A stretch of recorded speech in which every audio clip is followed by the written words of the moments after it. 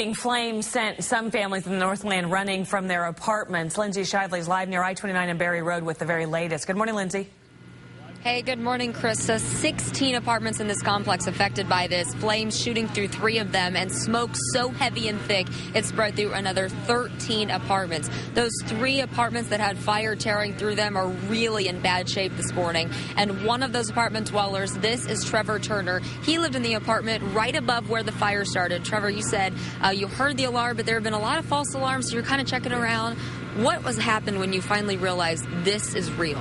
I stepped outside and I smelled smoke, so I immediately came back in and I got my brother. We woke up my mother to get out, and then I went around and another man was with me. We went up and down the next apartments over and beat on doors, about 6 in all, to tell people that it was a real fire so they would get out and not die.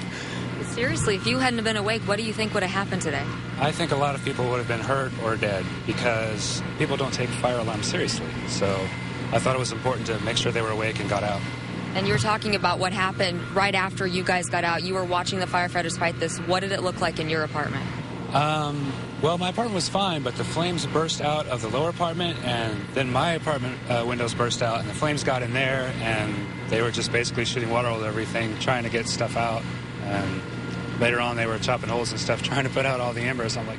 So it was pretty intense. When you're watching this happen to all of your belongings, I mean, obviously, thankfully, you got out alive and everybody's okay, but what's it like watching that happen to all of your stuff?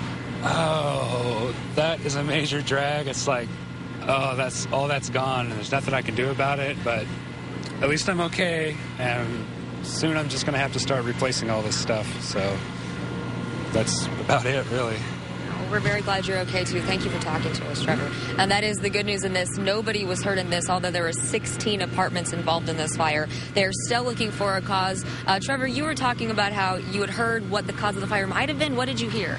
I heard a beeping that sounded like a smoke alarm. I didn't think anything of it at first, but the main buzzer alarm for the whole building went off, and that's when I went outside and smelled the smoke.